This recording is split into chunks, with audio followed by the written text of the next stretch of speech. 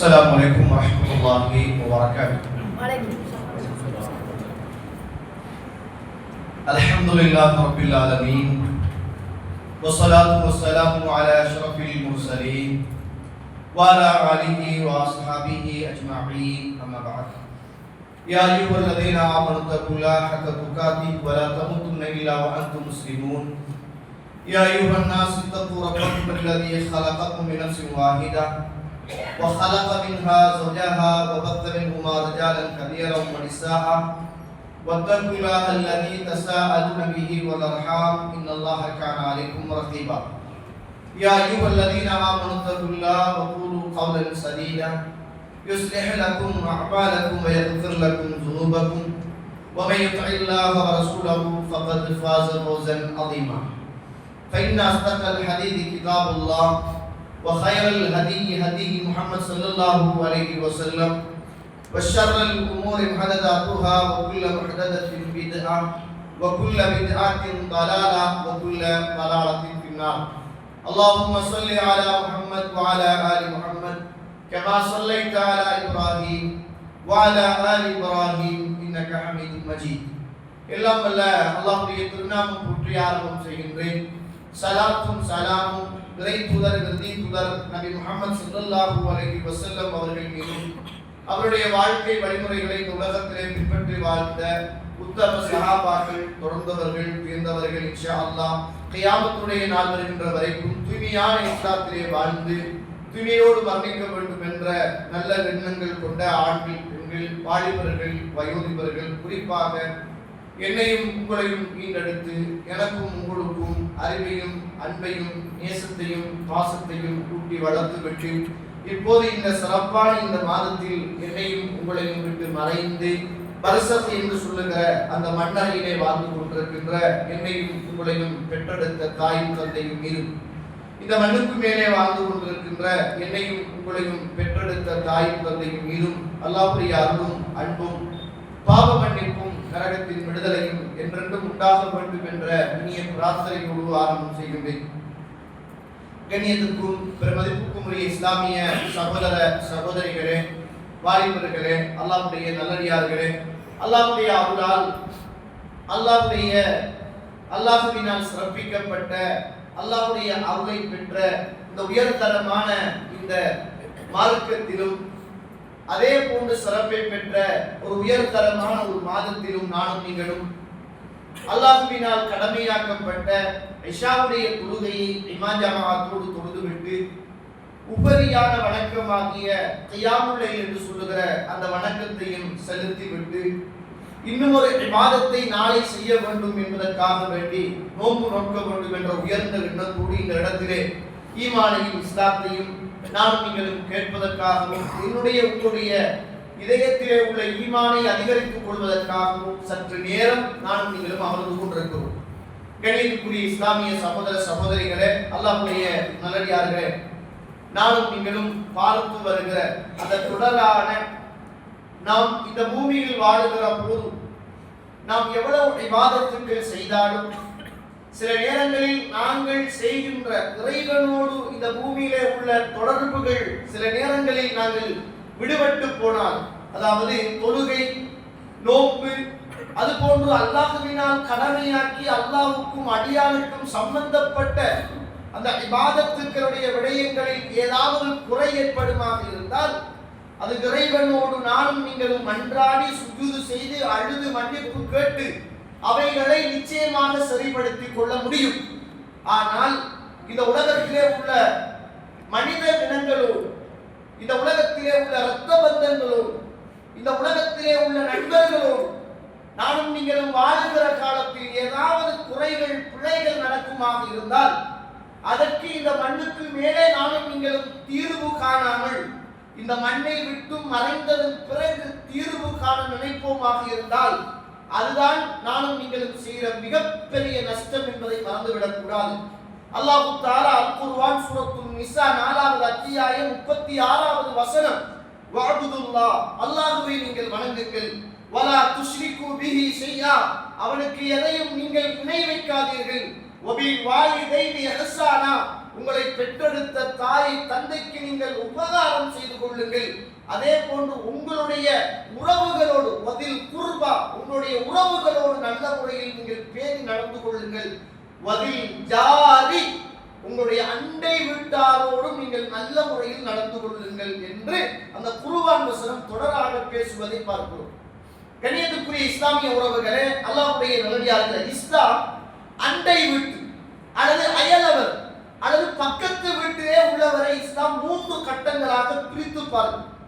ஒன்று, நாம் இருக்கின்ற வீட்டுக்கு பக்கத்தில் இருக்கின்ற முஸ்லிமான அண்டை வீடு. நாம் இருக்கின்ற வீட்டுக்கு பக்கத்திலே உள்ள நம்முடைய இரத்த பந்தமாகிய அண்டை வீடு. நாம் இருக்கின்ற வீட்டுக்கு பக்கத்திலே உள்ள நம்முடைய உறவுகள் அல்லாத பிற மத உறவுகளாக இருக்கின்ற அண்டை வீடு. இந்த 3ஐயும் இஸ்லாம் பேசும். ஒன்று, இந்த உலகத்தில் நம்முடைய வீட்டுக்கு பக்கத்தில் இருக்கின்ற ஒரு உறவு முஸ்லிமாக இருந்தால் அவர் உறவு என்ற ஒரு உரிமையோடு, முஸ்லிம் என்ற ஒரு உரிமையோடு, பக்கத்து வீடு என்ற உரிமையோடும் 3 கடமைகளை நாம் சுமந்திருக்கிறோம். 3 கடமைகள் நமக்கு இருக்கிறது. நம்மளோட பக்கத்து வீட்டில நம்மளோட அண்ணன் அல்லது அக்கா, தங்கச்சி அல்லது நம்முடைய சொந்த பந்தங்கள் இருக்குமாக இருந்தால், ஒன்று உறவு என்ற அந்த உரிமை கடமை, இரண்டாவது பக்கத்து வீடு என்ற உரிமை கடமை, மூன்றாவது முஸ்லிம் என்ற உரிமை கடமை. 3 பொறுப்புகள் இருக்கிறது. நாம் இருக்கிற பக்கத்து வீடு, நம்முடைய அயலவர் அல்லது பக்கத்து வீட்டுக்காரர் அவர் முஸ்லிமாக மாத்திரம் இருப்பாராக இருந்தால், உறவு இல்லாமல் முஸ்லிமாக மாத்திரம் இருப்பாராக இருந்தால் 2 பொறுப்புகள் இருக்கிறது. ஒன்று, தன்னுடைய அண்டை வீட்டவர் அல்லது பக்கத்து வீட்டுக்காரர் என்ற ஒரு உரிமை, இன்னும் ஒன்று முஸ்லிம் என்று சொல்லுகிற 2வது உரிமையும் கடமையும் இருக்கிறது. மூன்றாவது, நாம் இருக்கின்ற வீட்டுக்கு பக்கத்திலே இருப்பவர் இஸ்லாமும் கிடையாது, அதே போன்று நம்முடைய உறவும் கிடையாது என்றால், அவர் மாற்று மத உறவாக இருந்தால் அவர் பக்கத்து வீட்டுக்காரர் என்று சொல்லுகிற கடமை நமக்கு இருக்கிறது என்பதை மறந்துவிடக் கூடாது. எவ்வளவு அழகான மார்க்கம் தெரியுமா? ஆயிஷா ரலியல்லாஹு அன்ஹா அவர்களிடத்தில் கேட்கப்படுகிறது. புகாரியில் 6007வது செய்தி, புகாரியிலே பதிவு செய்யப்பட்ட செய்தி, தமிழாக்கத்தில் நீங்கள் பார்க்கலாம். அல்லாஹ்வுடைய தூதர் ஸல்லல்லாஹு அலைஹி வஸல்லம் அவர்கள் வாழ்ந்த காலத்திலேயே இந்த கேள்வி வருகிறது. அப்ப சொல்லப்படுகிறது, அல்லாஹ்வுடைய தூதரை ஆயிஷா நாய் கேட்கிறாங்க, இன்னலி ஜாரியத்தை, எனக்கு 2 பக்கத்து வீட்டுக்காரர்கள் இருக்கிறார்கள், கிட்டையே இருக்கிறார்கள்.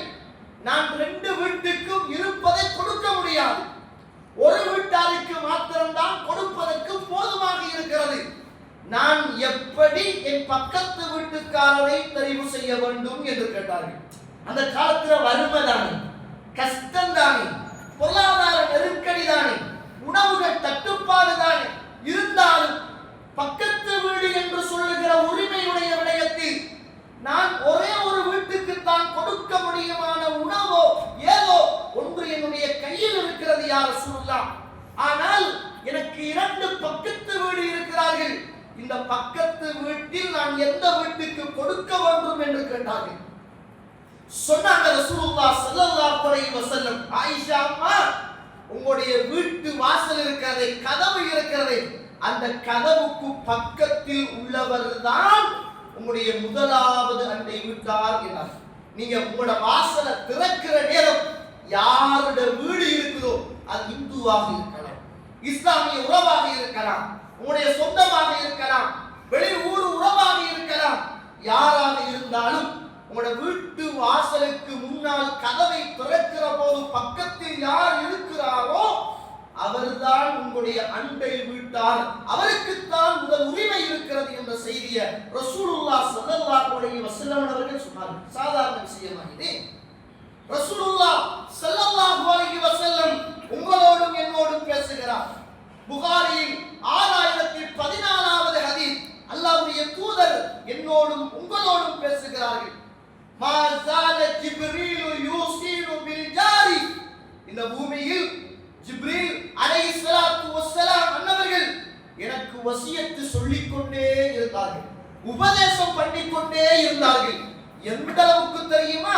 ஹத்தா வனந்து அன்னஹு சயுவர்ரிஃபுஹு, நான் இந்த உலகத்தில் வாழ்கிற போதும் நான் மரணித்து விட்டால் என்னுடைய சொத்துக்கள் எல்லாம் என்னுடைய பிள்ளைகளுக்கு பங்கு வைக்கப்படுமே. ஆண் பிள்ளையாக இருந்தால் இருக்கிற சொத்து 3/2. தாக்கி ஒரு ஜனாசா, ஒரு தந்தை மௌத்தாகினால் 8/1. பொம்பளை பிள்ளைக்கு இந்த பூமியில் வாழுகிற போது சொத்தில் பங்கு. இந்த இஸ்லாமிய வராசத் என்று சொல்லுகிற இந்த சட்டம் இருக்கிறது. இந்த சட்டத்துக்குள் என் பக்கத்து வீட்டுக்காரருக்கும் நான் மரணித்ததன் பின்னர் நான் சேர்த்து வச்ச சொத்தில் ஒரு பங்கு என் பிள்ளைக்கும் மனைவிக்கும் உறவுக்கும் போவதை போல என் அண்டை வீட்டாருக்கும் கொடுக்க சொல்லிடுவார்களோ என்று நான் அஞ்சுகிற அளவுக்கு ஜிப்ரீல் அலைஹிஸ்ஸலாத்து வஸ்ஸலாம் அவர்கள் எனக்கு உபதேசம் செய்து கொண்டே இருந்தார். நான் சேர்த்து வச்ச சொத்தில் அண்டை வீட்டாருக்கும் ஒரு உரிமையும் பங்கும் இருக்கிறது என்று சொல்லுகின்ற அளவுக்கு ஜிப்ரீல் அலைஹிஸ்ஸலாத்து வஸ்ஸலாம் அவர்கள் எனக்கு உபதேசம் செய்து கொண்டே இருந்தார்கள் என்றார். சாதாரண விஷயமா இது?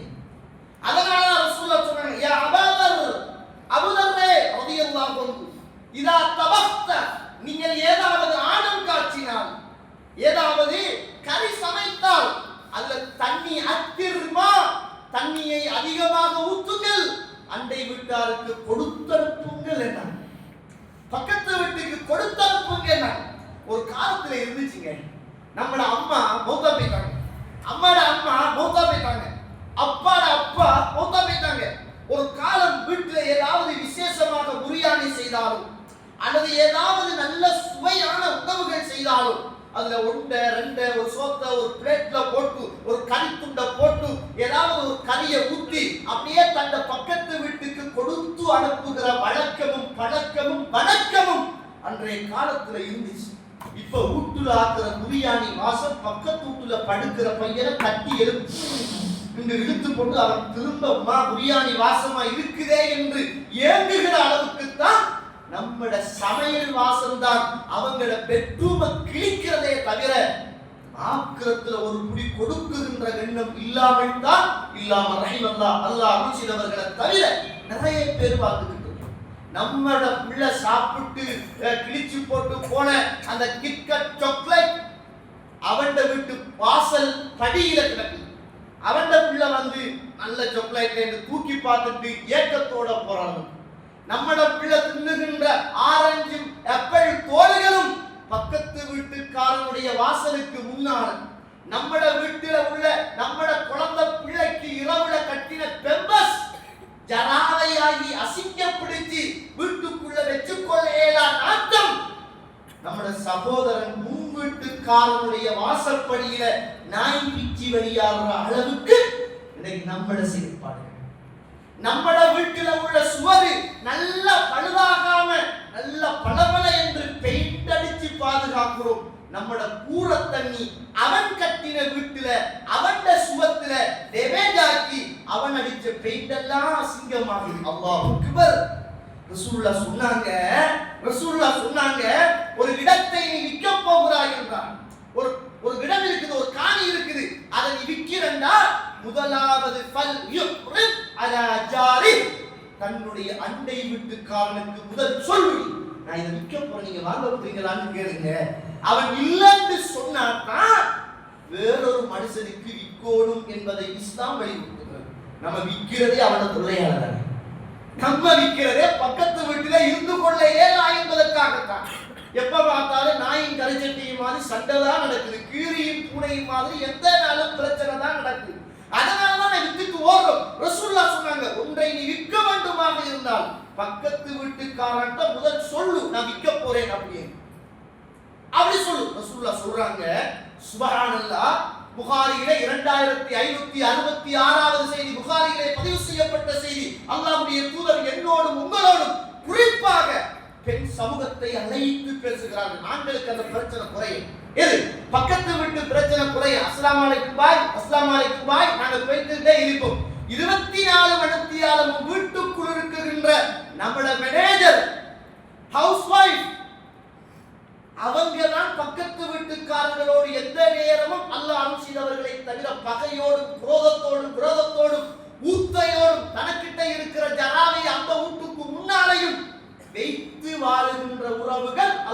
செய்தவர்களை தவிர பெண்கள்.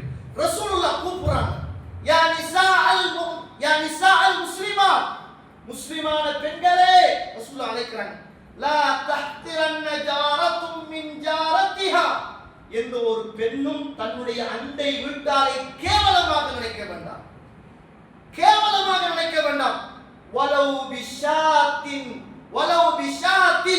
அதாவது ஒரு ஆட்டுடைய இந்த பாயா காட்டுவீங்க தானே, பாயான்னு சொல்வீங்க, ஆட்டு கால்ற கீழ்ப்பகுதி, அந்த கீழ்ப்பகுதிக்கு கீழே ஒன்று இருக்குமே, ஃபிர்ஷினஷாத்தின், நீங்க ஆட்டு கால்ல சமைக்கிற பாயா பகுதி அல்ல, அந்த பாயா சமைக்கிறதுக்கு கீழே ஒரு கருப்பு கலர்ல ஒரு துண்டு இருக்குமே, அல்லாஹ்வுடைய தூதர் பேசுகிறாங்க, வலவு ஃபிர்ஷினஷாத்தின், அந்த பாயா சமைக்கிற கீழே உள்ள துண்டை அண்டை வீட்டுக்கு கொடுப்பதாக இருந்தாலும் பக்கத்து வீட்டுக்காரியை பார்த்து கேவலமாக நினைக்க வேண்டாம், உள்ளதை அவர்களுக்கும் கொடுத்து உண்ணுங்கள் என்ற மார்க்கம் இஸ்லாமிய மார்க்கம். முஸ்னத் அஹ்மத், அல்லாஹ்வுடைய தூதர் நபி ஸல்லல்லாஹு அலைஹி வஸல்லம் அவர்கள் பேசுகிற மிகப்பெரிய செய்தி சகோதர சகோதரிகளே, 23854வது செய்தி முஸ்னத் அஹ்மதிலே பதிவு செய்யப்பட்ட செய்தி. அல்லாஹ்வுடைய தூதர் என்னோடும் உங்களோடும் பேசுகிறார்கள். இதை விட பக்கத்து வீட்டை புரிந்து கொள்ள ஒரு பாரதூரமான ஒரு ஹதீஸ் நான் கிடையாது என்று நான் நினைக்கிறேன். மிக்தாத் இப்னு அஸ்வத் ரலியல்லாஹு அன்ஹு அவர்கள் சொல்லுகிறார்கள், சஹாபாக்களை எல்லாம் பார்த்து கேட்கிறாங்க, மா தகூலுன ஃபிஸ்ஸினா, விபச்சாரம் சம்பந்தமாக நீங்கள் என்ன கருதுகிறீர்கள்? விபச்சாரம் என்பது நரகம், விபச்சாரம் என்பது நாள மறுமையிலே நெருப்பு, விபச்சாரம் என்பது நாள மறுமையிலே ஒரு மனிதனுடைய சுவர்க்கத்துக்கு தடையாக வந்துவிடும்.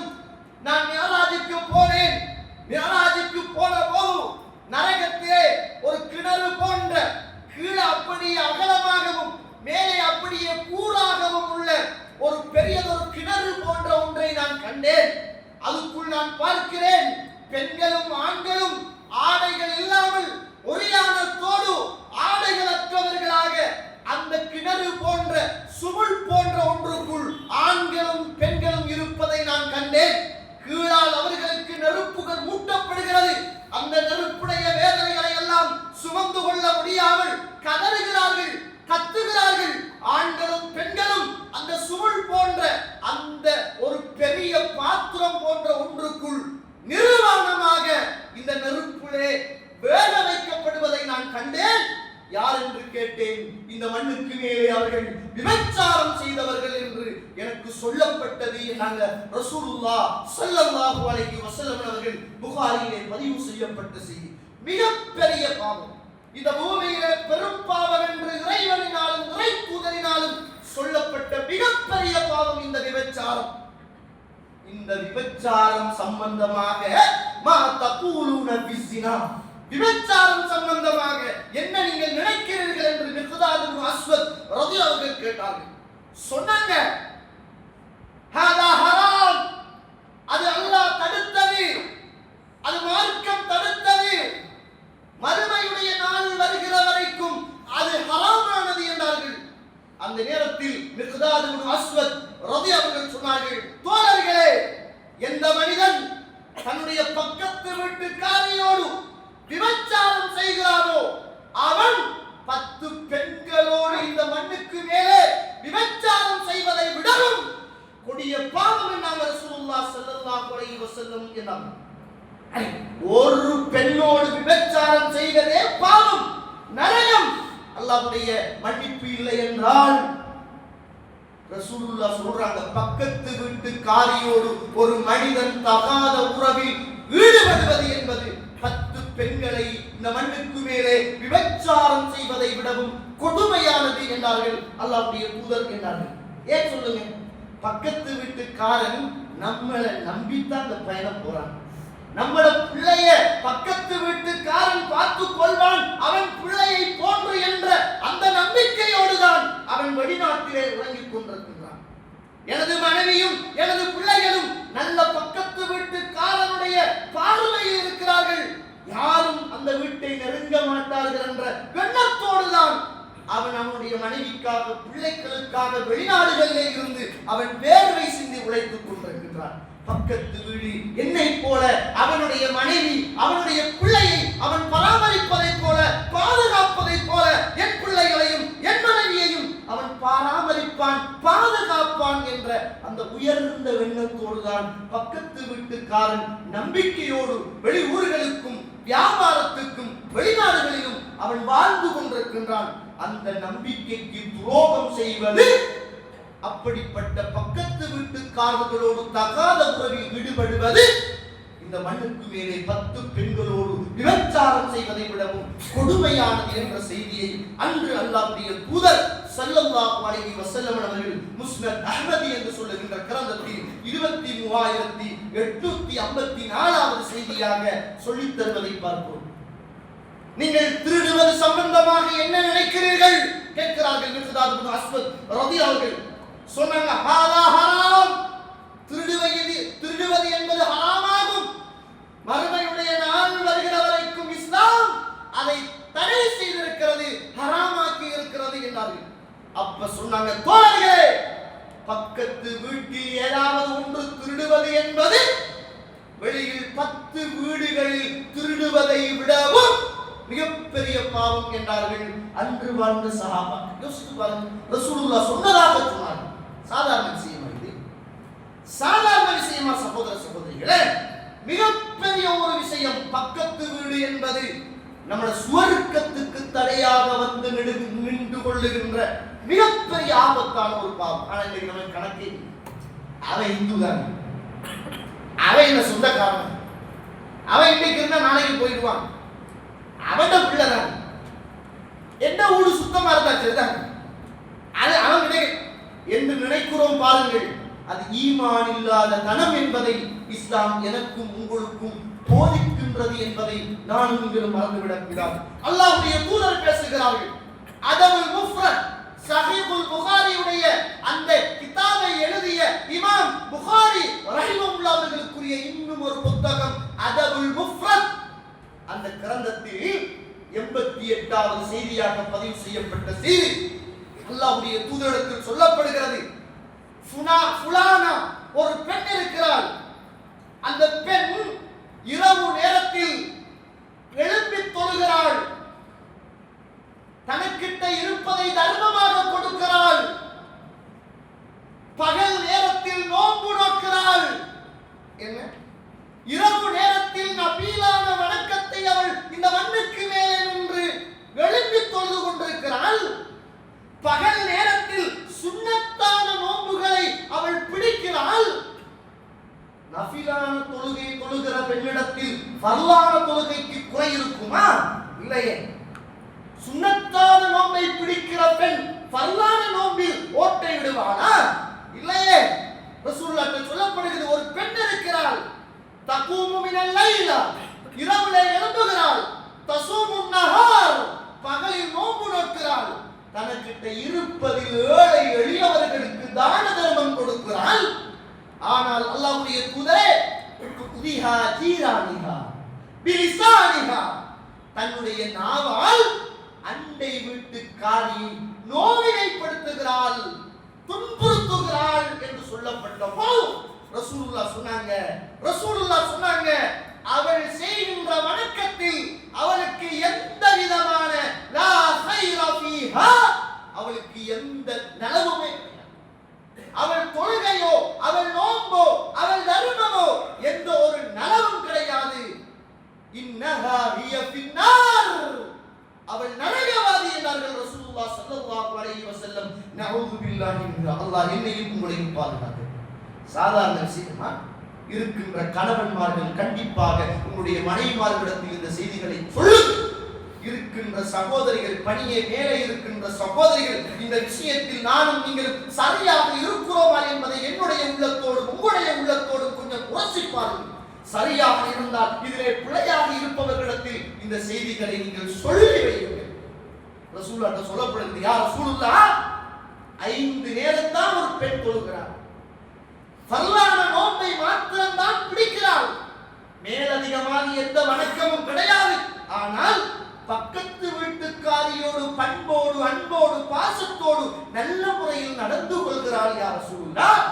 அல்லாஹ்வுடைய தூதர் சொன்னாங்க, ஹிய ஃபில் ஜன்னah, அவள் சொர்க்கவாதி என்றார்கள் ரசூலுல்லாஹ் ஸல்லல்லாஹு அலைஹி வஸல்லம். அல்லாஹ் கண்ணியத்துக்குரிய இஸ்லாமிய சகோதர சகோதரிகளே, அல்லாஹ்வுடைய நல்லடியார்களே, இதுல நான் நீங்களும் சரியாக இருக்கிறோமா என்பதை இன்றைய ஈமானிய தர்பியத்தாக ஒரு உள்ளத்தில் யோசித்து பாருங்கள். மனச்சாட்சிகளோடு நடந்து கொள்ளுங்கள். நம்முடைய வீடும் நானும் நம் பிள்ளைகளும் திண்டு உண்டு உடுத்து நிம்மதியாக வாழ்வது என்பது இஸ்லாத்தின் வாழ்க்கை அல்ல.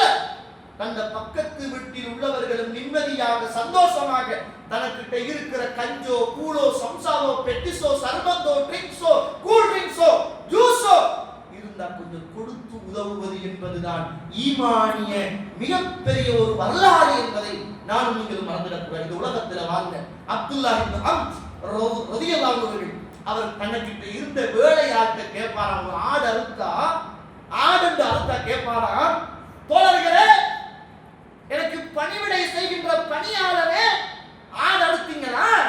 என்ற பக்கத்து வீட்டுக்காரன் யஹூதி இருக்கிறானே அவனுக்கு ஆட்டில் ஒரு பங்கை நீங்கள் கொடுத்தீர்களா என்று கேட்பார்களா? அல்லாஹ் பக்கத்து வீட்டுக்காரன் ஒரு ஹிந்துவாக ஒரு யஹூதியாக ஒரு உறவாக இருக்கிறான், அவன் என்னுடைய பக்கத்து வீடு, அவன் என் பக்கத்து வீடு, அறுத்த ஆட்டில் ஒரு பங்கு அவனுக்கு அனுப்பிவிட்டீர்களா என்று கேட்பார்களாம்.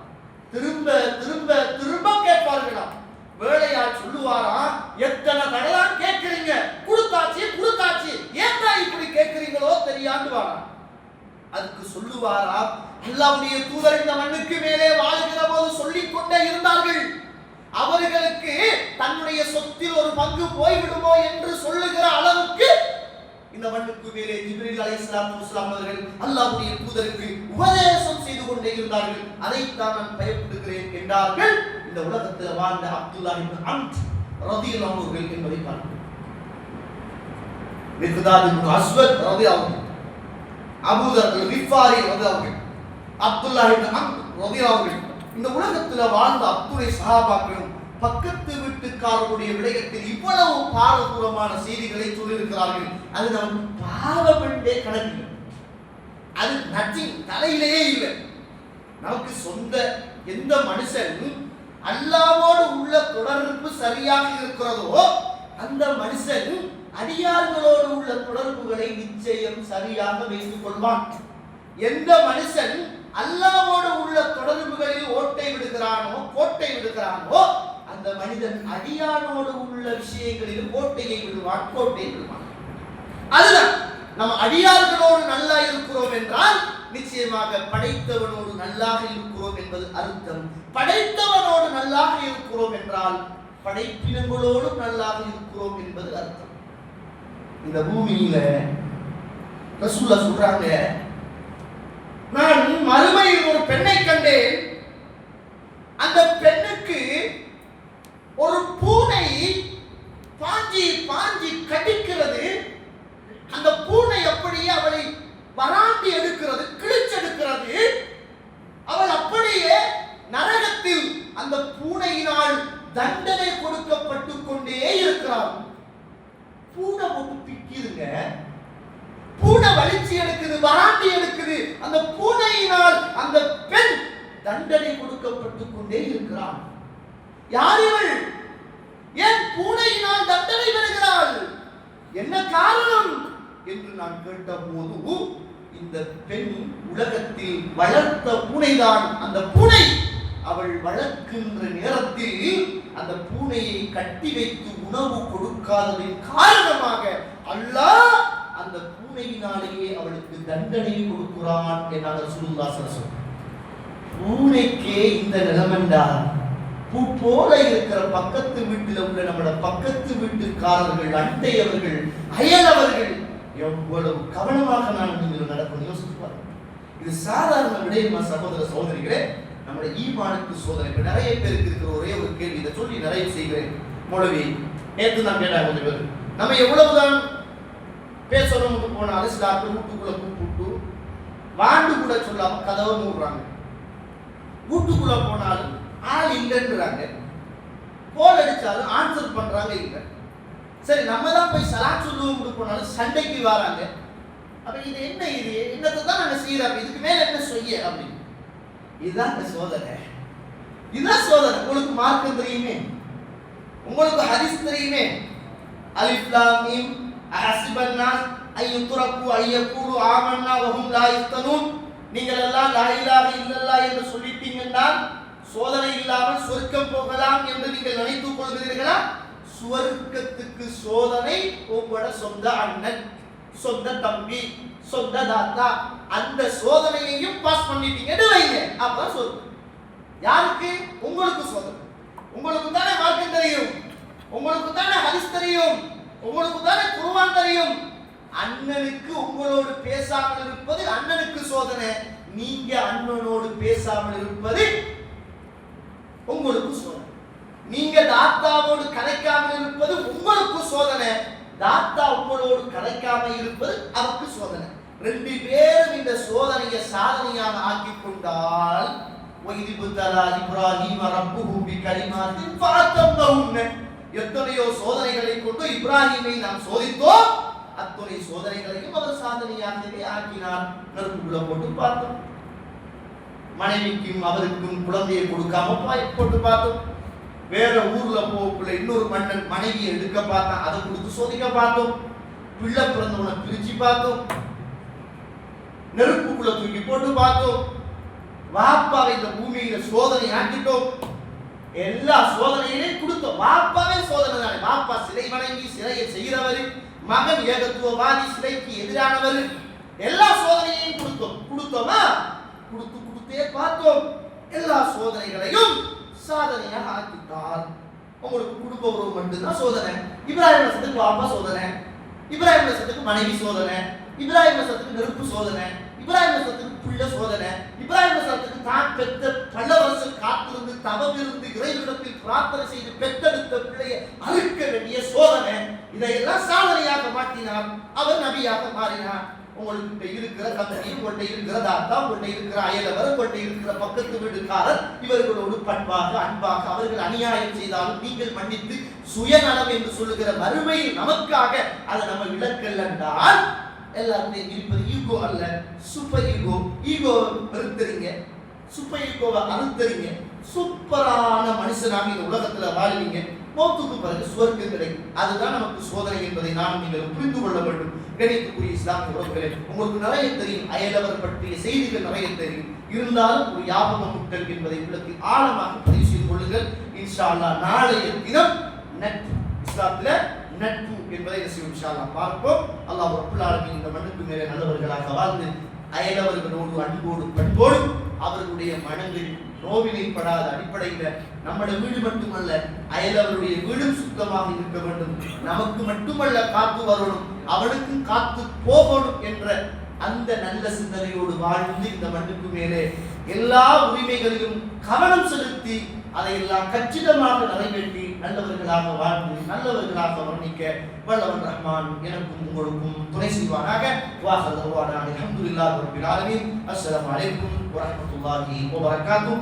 சுப்ஹானக்கல்லாஹும்ம வ பிஹம்திக் அஷ்ஹது அன் லா இலாஹா இல்லா அன்த அஸ்தக்ஃபிருக வ அத்தூபு இலைக்.